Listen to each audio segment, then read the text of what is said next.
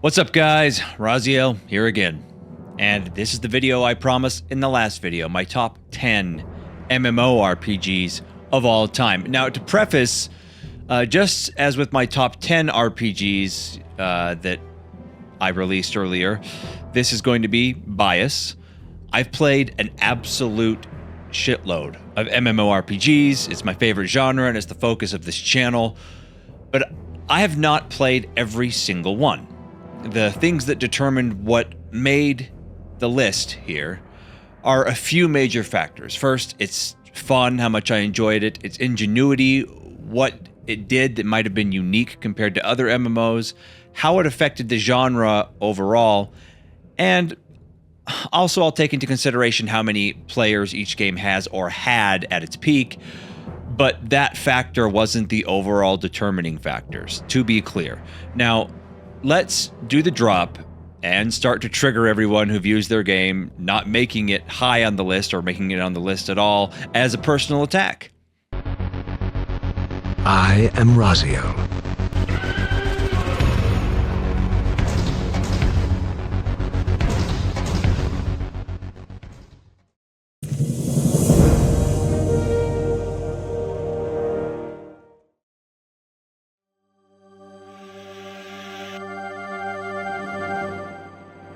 Okay, now I have to be honest here. I didn't play much of RuneScape and played none of its other iterations such as RuneScape 2 or 3. However, even I can't deny the massive appeal that this game had for the generation that came after my own. The game was released in 2001 in its first beta format, which was a browser game. It didn't get its first standalone client until 2016 as far as my research has shown. The game was free, and what I did play definitely reminded me of the game that the game, in my opinion, got its roots from, which is Ultima Online. More on that game later. The game is a sandbox MMO, which in my humble opinion is the best kind of MMO and how they should all be, but I digress. RuneScape was a massive world where players had the chance, as is true in all sandbox games, to just get dropped into the world and then do kind of whatever they wanted. Fight monsters, PvP, skill up with crafting professions or combat or other trade skills, stuff like that. While I myself was never too deeply involved in this game, I'd be an absolute moron to not include it in the top 10, as it's very clear that it's still popular and beloved by MMORPG enthusiasts everywhere. The game really shook the MMO genre when it released, especially since it was free, and helped to shape the genre into what it is today.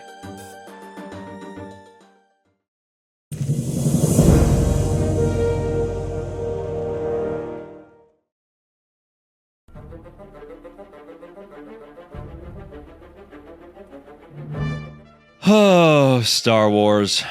No other franchise in history has been as beloved and at the same time brutally raped by the people given money to make entries for it than this one. I'm Rey. Rey who? Rey Skywalker. Incorrect. At the time, the game had one of the largest game development budgets ever, a whopping $200 million. It was in development for about 6 years and released in 2011, and it came out at a time when there was still quite a slump in the genre, and so people really anticipated this game, I being one of them. This game managed to do something that no other MMO game had done, or has really done since.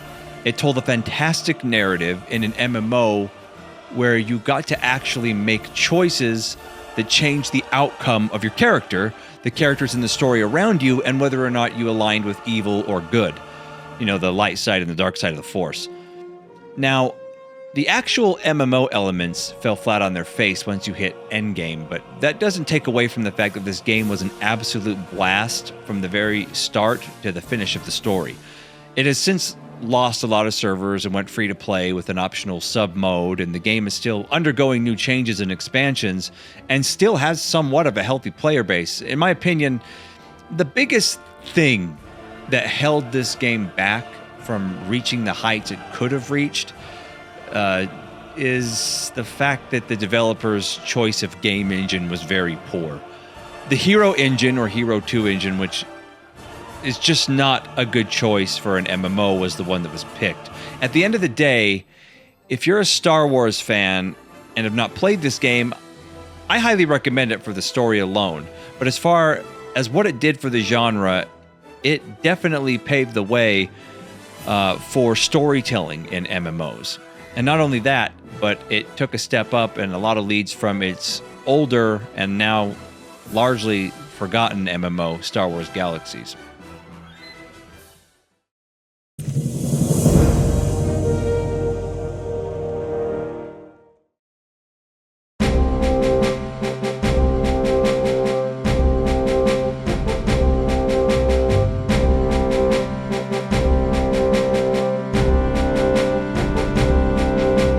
Final Fantasy XI. Let's whisk back to 2002 and the release of the first Final Fantasy MMO title, Final Fantasy XI. This game was the first MMO ever released that had cross-platform play. In this particular case, it was between the PC and the PlayStation 2. And while it really kind of ran like shit on the PS2, you can't deny that this was a huge innovation in the genre. Final Fantasy XI was a brutally punishing old-school sandbox type of game where a bad night could literally mean you went down in levels from repeated deaths. And while it was quite comical to see fully geared out groups all teaming up to take down a single crab or a rabbit, the game had a certain charm and was a huge draw for Final Fantasy fans and MMORPG fans alike. I can still remember my roommate playing this on his PlayStation 2 in college while he had a full-on funeral for some random body that he found in Sandoria. And of course, being a Final Fantasy game, it had a banger-ass soundtrack, and even though the game had slow combat compared to other MMOs of its time, there was no doubt that Square did an excellent job bringing the world of Final Fantasy to the MMORPG genre. It still runs today, and if you're interested, you can always give it a shot.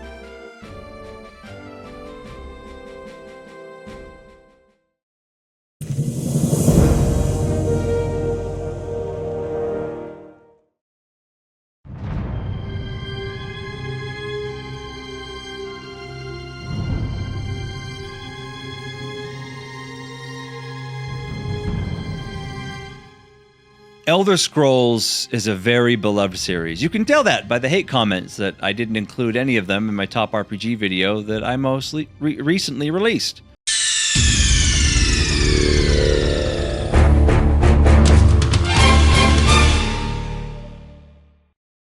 However, something many people said for a long time in the MMO genre was how great it would be if an Elder Scrolls game like Skyrim or Oblivion was an actual MMO. In fact, people made mods that let you turn such games into a kind of a pseudo MMO. But in 2014, people finally got their wish with Elder Scrolls Online. Now, ESO definitely had some struggles at launch and eventually went over to a buy-to-play model instead of a sub-based one. But to this day, it has sold over 15 million copies and still has quite a healthy player base. It plays very much like any other Elder Scrolls game and has a story to follow. All the races that are in the ES games and unique class systems are here.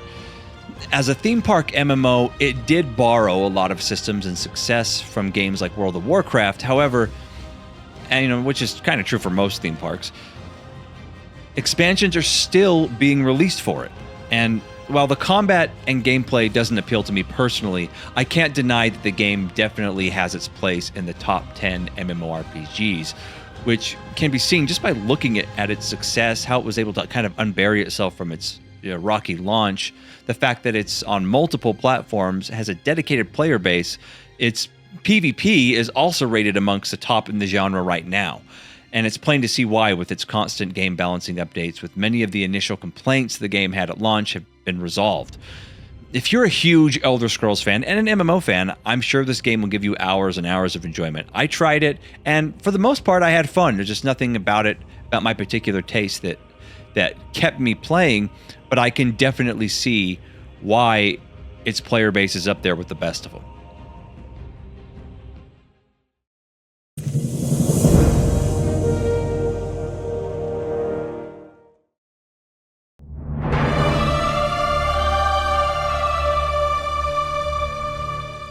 Now, back during that same genre lull that I talked about where the Old Republic released, another game was set to enter the fight and released in 2012, just a year later.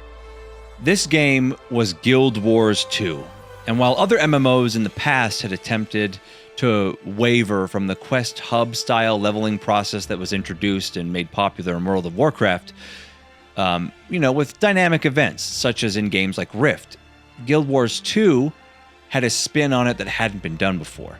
Their dynamic event system replaced traditional questing, which allowed players to really approach leveling up their characters in a more dynamic way that involved the world around them as they explored.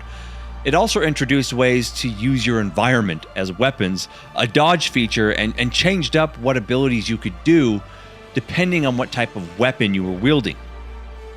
Now, like other MMOs that came out during this time, by 2015, Guild Wars 2 had shifted from a sub/buy-to-play model to a free model where you then paid for an upgraded account and for each individual expansion if you wanted to. So far, 6 expansions in total have been released for Guild Wars 2, and it sits right up there with ESO in terms of how beloved the PvP is in this game specifically. And while Guild Wars 2 isn't necessarily my cup of tea when it comes to this genre, its beautiful graphics, animation, the outstanding musical track, the innovative PvP, and its innovation on player mounts and how they move and how you get around definitely put it a step up above the other MMOs I've listed so far on this list. If you haven't tried it, I say give the free version a shot and see if you want to invest further. I know many others have done just that and are still hooked to this game, and it's their main MMO, it's their home. So if you haven't tried it and you're looking for a home, give it a shot.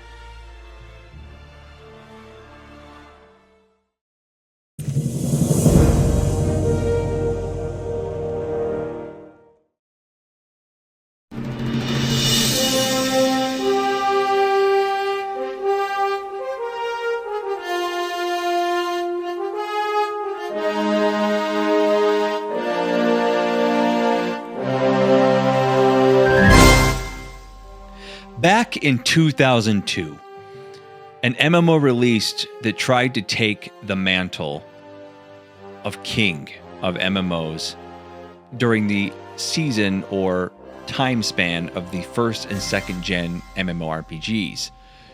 Dark Age of Camelot. Set in the period directly after King Arthur's death, the game did an amazing job of melding high fantasy, such as from Lord of the Rings, within the historical era of the medieval times. The game had 3 factions that would constantly battle for control of the world map, and this is what the game was most famous for. While the PvE and dungeoneering was more than acceptable, and the classes were solid and unique in their own right and fun to play, the thing that drew players in the most was its PvP scene. In my opinion, to this day, no other MMORPG has come close to nailing the PvP how it should be in an MMO the way Dark Age of Camelot did. The battles would rage endlessly, and unlike, say, the Alterac Valley of the OG WoW days, where those went on for days, the cross-faction warfare in Dark Age of Camelot actually had a point. Whichever faction controlled the most land and castles and the relics got bonuses realm-wide. Even if you weren't a PvP player, you got the bonuses for contributing to your faction side of the war. In fact, it's pretty clear that games such as Guild Wars 2 have tried to copy the essence of what DAOC accomplished with this, but none have gotten it quite as right as DAOC did. And while the game has long since declined and has had several makeovers over the decades, I still remember how much of a step forward this game was overall to the genre when it released and started beating out all the current competition on the market. Any future game developer should really take a close look at what DAOC did when planning future design for PvP in MMOs. The game was ahead of its time in so many ways when it came out in 2002. And while I haven't played it since roughly 2005, 2006-ish, I imagine it still has a handful of dedicated players that keep this thing running, and it's no surprise why.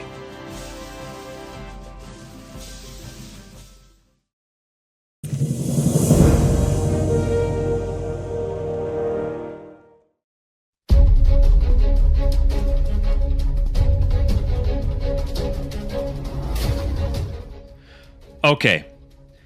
Now, for those of you who don't know, my channel actually started as a World of Warcraft kind of just slash rant channel, and then shifted into a Final Fantasy XIV channel, and then to an MMO gaming in general, and still ranting channel.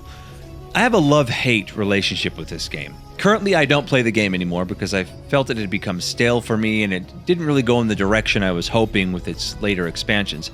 However, this doesn't mean the game is bad or that it didn't earn its way into the top 5 MMORPGs on this list. Of all time, in fact.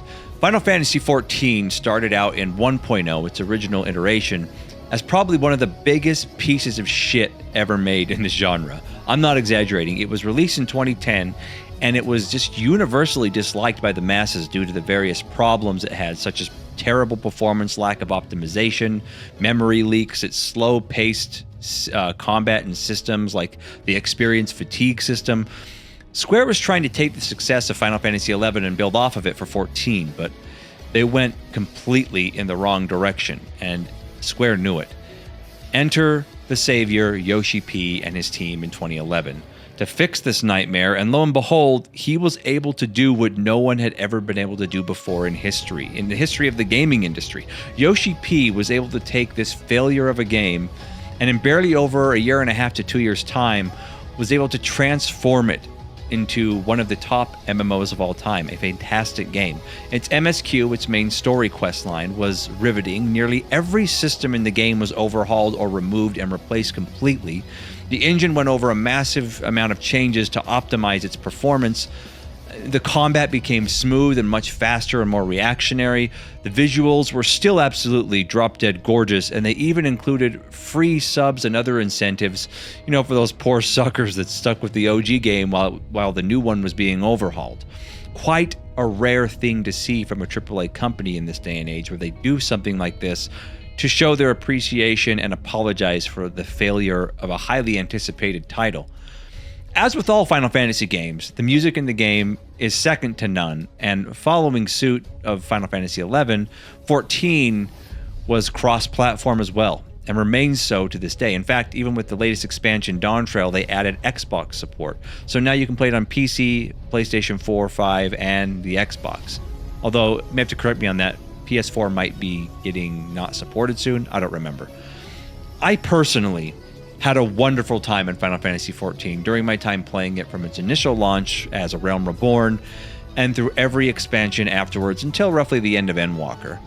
And while the game no longer really offers the type of experience that I specifically am looking for in an MMO, I can't deny that it definitely accomplished the impossible, even surpassing WoW in active members for a few years for a while back there. I can totally understand why the game is still a large and has a huge dedicated player base today, and it's probably in the top 3 in the terms of sub numbers out of all the MMOs ever launched. Even now with its current expansion, which a lot of people are very critical of, it's still up there.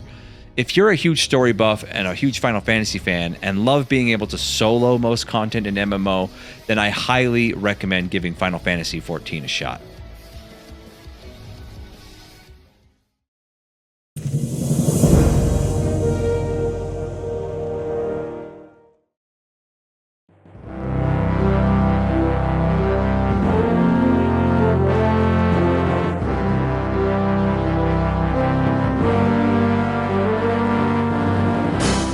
Nobody can claim that they are a fan of MMORPGs and not simultaneously have at least heard of the OG EverQuest.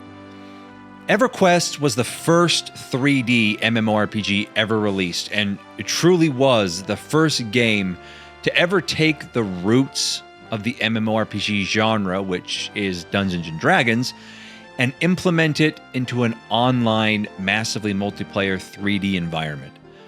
EverQuest had done what no other game did, and in fact, many other MMOs that came after it, even WoW, took inspiration from what EverQuest was able to do. For the first time, players were able to explore fully traversable 3D environments, a punishing world that required you to socially interact and make friends and take on quests and monsters and other things much bigger than yourself. EverQuest is touted as not only one of the greatest MMORPGs of all time, but also one of the greatest video games of all time, and it's damn near impossible to argue with that.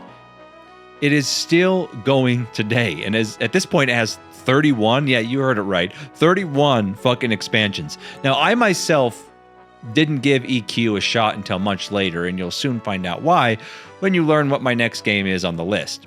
But I'm sure that if I had played this game before my number 2 pick on my list, it's highly likely that this is the game that would have gotten me addicted to the genre as a whole. And while EverQuest 2 didn't really meet with nearly as much success, and EverQuest 3, also known as EverQuest Next, was canceled and never really saw the light of day, it's painfully easy to see why this game is still running today. It still has private servers and the official servers, and still getting more development and expansions.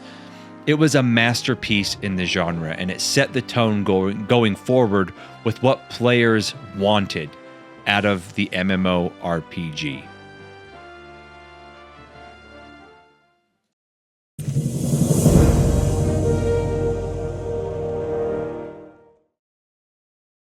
Now, before I say directly what my number 2 choice is on this list, I have to preface it by telling you that this is the game that started it all for me. It's the game that introduced me to the MMORPG genre, if you don't count text-based MUDs, multi-user dimensions that were text-based games you played via Telnet back in, the mid-90s. Back in 1998 and 1999, I was ardently following the development of a game called Middleearth Online that was being developed by Sierra Studios, and it was an MMO, and it would take place in J.R.R. Tolkien's Lord of the Rings universe. However, the game was eventually canceled in early 99, and as a disheartened teenager, my dreams of playing this sort of game were shattered.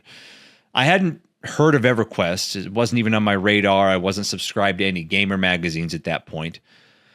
However, one day I went over to a friend's house to hang out after school, and he was playing this new mysterious game. When I asked him what it was, he told me it was like that Middle-earth online game I was following, but it just didn't take place in the Lord of the Rings universe. So I said, well, what the hell? I sat there and I watched him play. And damn, man, I knew countless hours of my future and my entire social life were about to be fucking cooked.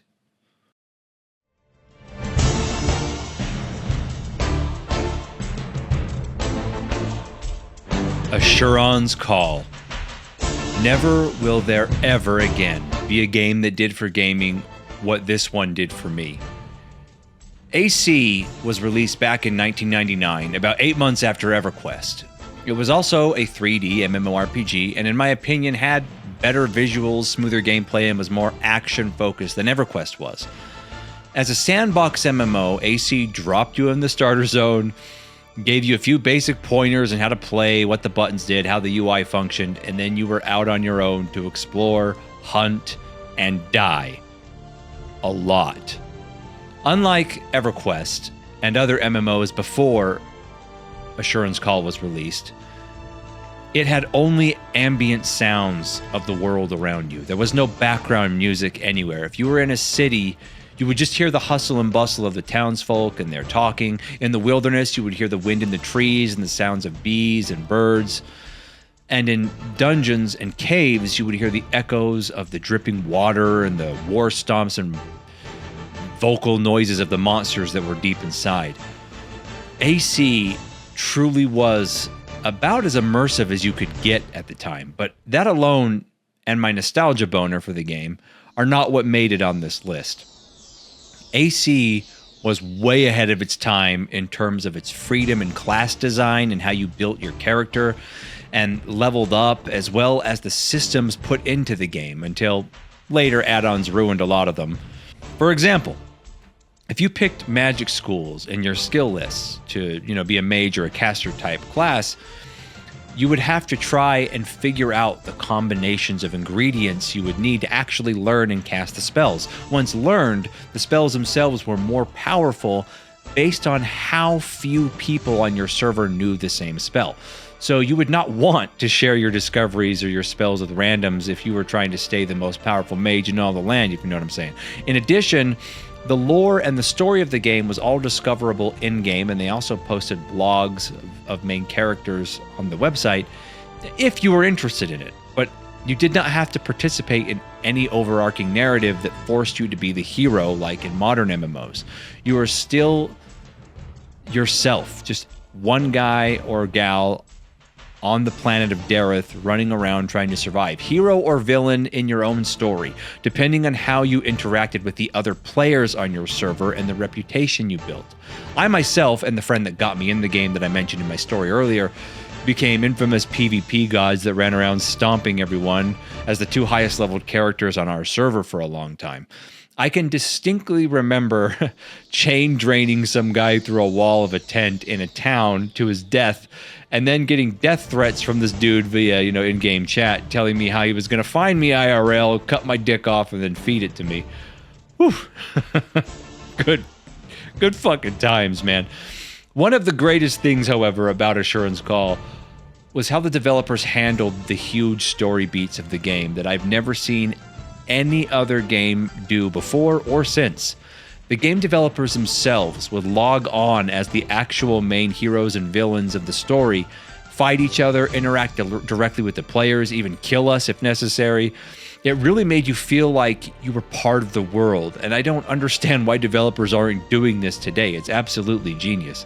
Add to that the fact that the devs added new items, quests, dungeons, and places to explore every single month in a monthly patch, and you have an MMO experience that is just yet to be replicated. And while today the game has been officially shut down, though private server still exists, this game will forever live in my heart as the MMO experience that's simply near impossible to replicate or top. I'm hoping in the future another game does it, but I'm just not seeing it.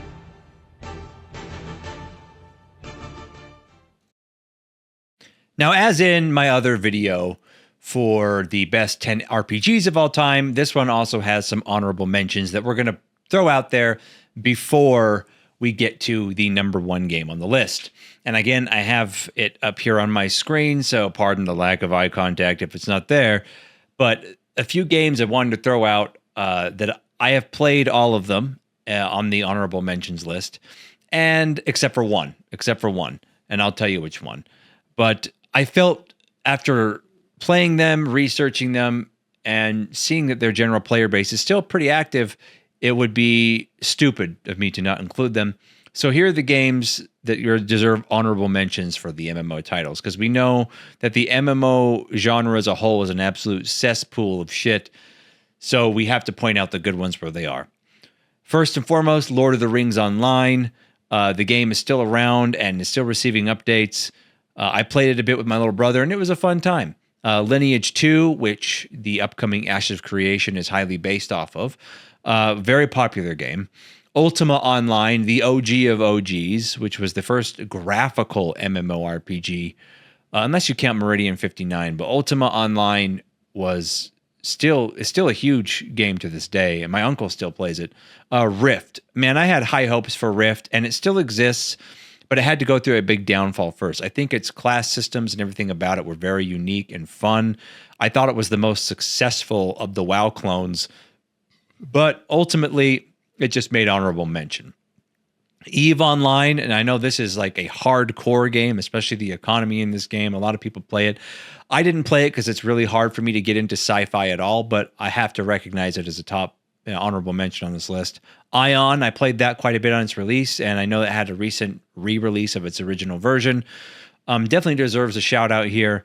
Black Desert Online, the combat and the visuals are absolutely stunning in this game. However, because it's, a Korean-based MMO, it has a lot of, very predatory microtransactions, and it's very pay to win, but I still felt it deserved a mention. And then, of course, the game that I mentioned earlier, which is Star Wars Galaxies, which was very strict on whether or not you could become certain classes like a Jedi, and eventually became lenient, but the fans that played this game tout it as a game they really, really miss and wish would have survived. Anyway, those are the honorable mentions. Let's move on to number 1.